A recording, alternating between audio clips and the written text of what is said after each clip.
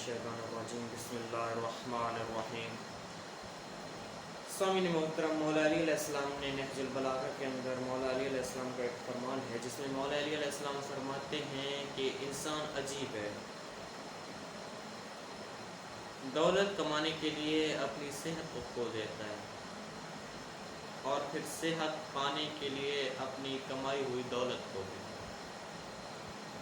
ساری زندگی کماتا ہے، دیکھتا نہیں ہے کہ حلال کما رہا ہوں کہ حرام کما رہا ہوں، نہ زکوٰۃ نہ خمس، بس پیسہ آتا رہے، جہاں سے بھی آتا رہے، آنے والی نسلوں کے لیے کماتا ہے کہ آنے والی نسلیں آسانی سے زندگی گزار سکیں۔ یاد رکھنا، تو جو آنے والی نسلوں کے لیے اتنا سوچ رہا ہے، کیا آنے والی نسلیں بھی اتنا سوچیں گی؟ تم پیسہ کماتا ہے، پوری زندگی نہ ڈھنگ کا لباس پہنا، نہ ڈھنگ کے کھانے کھائے، بس سادگی سے زندگی گزار دی، نہ کچھ کھایا نہ کچھ پیا، نہ ڈھنگ کے کپڑے، بس پیسہ کماتا ہے آنے والی نسلیں زندگی آسانی سے گزار سکیں۔ جو ذات تجھے رزق دے سکتی ہے، تیری نسلوں کو بھوک رہنے دے گی؟ بہت سارے لوگ اس طرح پیسہ کماتے ہیں، کنجوسی سے کماتے ہیں، نہ ڈھنگ کا لباس، نہ کھانا نہ پینا، آنے والی نسلوں کو اتنا سوچتے ہیں جیسے آنے والی نسلوں کو خدا بھوک نعوذ باللہ من ذالک مار دے گا۔ وہ ذات بھوکا نہیں رہنے دیتی کسی کو۔ نبی موسیٰ تھا نا، نبی موسیٰ اسرائیل آئے ان کی روح نکالنے نا، تو اس نے کہا کہ میرے اللہ میں میری روح بھی قبض نہ کر، میرا بچہ چھوٹا ہے، کہاں سے کھائے گا؟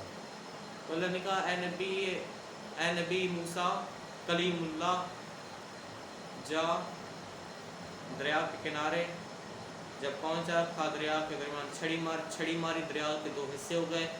جب دریا کے درمیان پہنچا، ایک پتھر تھا، اللہ کی آوازیں اس پتھر پہ چھڑی مار۔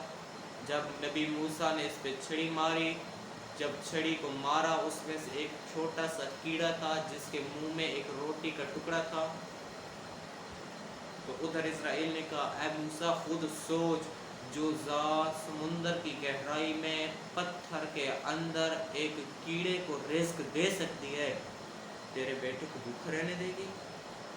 نہیں رہنے دے گی۔ اتنا سوچ، میں جو آنے والی نسلوں کے لیے اتنا سوچتا ہوں، زندگی آسانی سے گزاریں، ان کے لیے پیسہ جوڑتا ہوں، نہ کوئی ڈھنگ کا لباس، نہ کھایا نہ پیا کچھ، آنے والی نسلیں آسانی سے زندگی گزاریں، کیا آنے والی نسلیں ہمیں یاد رکھیں گی؟ امام علی علیہ السلام قبرستان سے گزرنے لگے نا، تو مولا نے قبر والوں سے پوچھا تمہارا کیا حال ہے؟ ایک قبر سے آواز آئی یا علی ہمارا بدن خشک ہو گیا، ہڈیاں رہ گئی ہیں، مال پتہ نہیں کدھر رہ گیا، اس کا حساب دینا پڑ رہا ہے، ہماری بیوی بچے ہمیں یاد ہی نہیں رکھتے۔ تو آواز پروردگار، تو امام علی سے پوچھا کہ مولا دنیا والوں کا کیا حال ہے؟ تو اس نے کہا مولا دنیا والوں کا کیا حال ہے؟ تو مولا نے فرمایا کہ دنیا کا کیا حال بتاؤں، تمہاری بیویوں نے دوسری شادی کر لی، تمہارے بیٹوں نے اپنے گھر بسا لیے، تمہیں بھول گئے، تمہاری دولت استعمال کر رہے ہیں لیکن تمہیں یاد نہیں کر رہے۔ اسی لیے دولت کماؤ، بے شک آنے والی نسلوں کو سوچ، لیکن آنے والی نسلوں کا اتنا سوچ کیا وہ بھی تجھے یاد رکھے گی؟ ان کے لیے کماؤ، فرض ہے تجھ پر، ان کو زندگی ان کی آسانی سے گزرے، تاکہ ان نسلوں کو زندگی بھی آسانی سے گزرے اور تم اپنے لیے خود سوچ کے جاؤ۔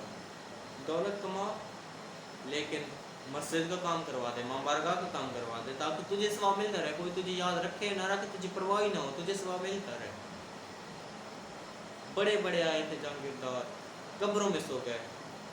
سکندر اعظم تھا نا وزیر بادشاہ، پوری دنیا پہ جس نے حکومت کی تھی، جب مرنے لگا تو وصیت کی تھی جب میں مر جاؤں نا، میرے ہاتھ مجھے قبر میں اس طریقے سے دفن کرنا کہ میرے ہاتھ باہر ہو۔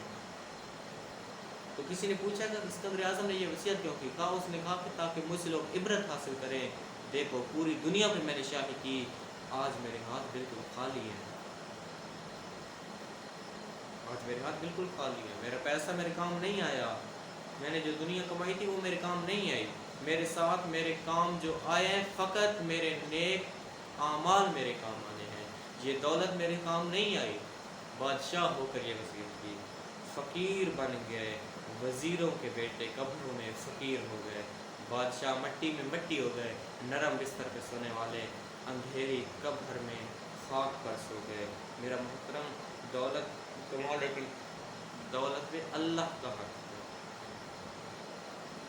اللہ کا حق بھی دے، زکوٰۃ دے، خمس دے، صدقہ دے، اور اتنی دولت کما کہ آنے والی نسل تجھے یاد رکھیں نہ رکھیں، تو اتنے اپنے نیک اعمال پیچھے کر کے جا، دولت کمانے کے ساتھ ساتھ اتنا کوئی اللہ کا نیک کام کر کے جا، تجھے پرواہ ہی نہ ہو کہ کون مجھے یاد رکھ رہا ہے، کون مجھے یاد نہیں کر رہا۔ پوری زندگی میں ڈن کا لباس، سادگی سے زندگی، کمایا، پھر وہی قبر میں نہ کوئی اعمال تھا۔ کیسے اعمال ہوں؟ اذان کی آواز ہے، دکان کا شٹر بندہ کیسے بند کرے کہ دکان گاہکوں سے بھری کھڑی، کیسے گاہکوں سے کہے کہ اذان ہو رہی ہے، میں نے نماز پڑھنے جانا ہے؟ مشکل ہوتا ہے۔ نماز لیٹ ہو جائے کوئی بات نہیں، گاہک لیٹ نہ ہو۔ یہ زندگی، اس زندگی سے موت بہتر ہے کہ جس میں پیسہ کمانے کے لیے انسان اللہ کو ہی بھول جائے،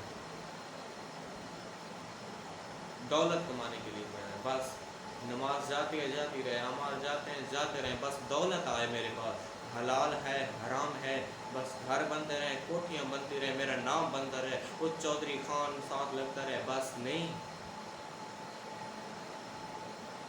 علامہ پروفیسر عابد حسین نقوی صاحب کی میں ایک تقریر سن رہا تھا، وہ فرما رہے تھے انسان جب زندگی گزارتا ہے نا، اس کی 3 خواہشیں ہوتی ہیں۔ پہلی خواہش، میرا مکان، کوٹھی، بنگلہ بلند ہو، بڑا ہو۔ دوسری خواہش یہ ہوتی ہے میرا نام بلند ہو، لوگ نام میرا بلند طریقے سے لیں، رئیس آدمیوں میں سے لیں۔ تیسری خواہش ہوتی ہے میری سواری بہترین ہو، خوبصورت ہو۔ فرماتے جب مر جاتا ہے تو تینوں خواہشوں میں سے پانی خدا کس طرح پھیر دیتا ہے؟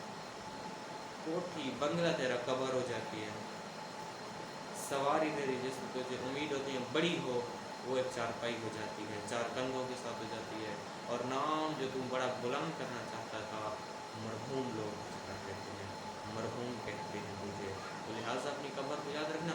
اسی لیے تو بھلے شاہ کا ایک شعر ہے، مولا علی علیہ السلام کے فرمان کی تشریح پر ایک شعر ہے بھلے شاہ کا، وہ کہتے ہیں آسمانہ تے اڑدے پنچھی ویک کسی کی کردے نے، نہ کردے نے رزق ذخیرہ، نہ او بکھے مردے نے، کدی کسے نے پنکھ پکھیرو بکھے مردے ویکھے نے، بندے بھی کردے نے رزق ذخیرہ تے بندے بھی بکھے مردے نے۔